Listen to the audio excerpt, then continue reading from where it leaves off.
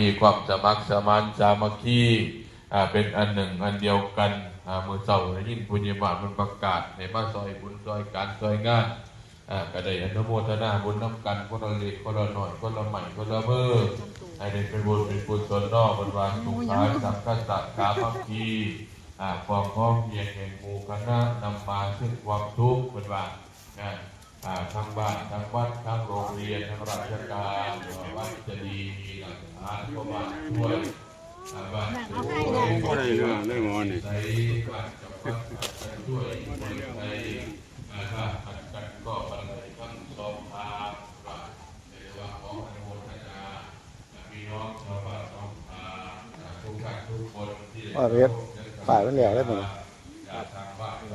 ไม่มันเหลียวได้ไหม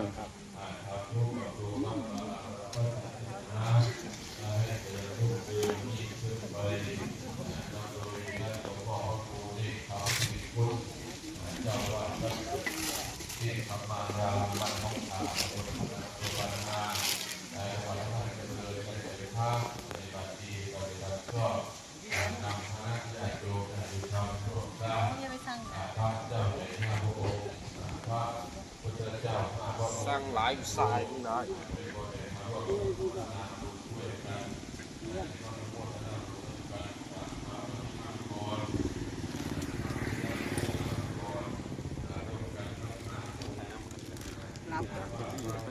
เนี่ยพ่อต่อมาครับ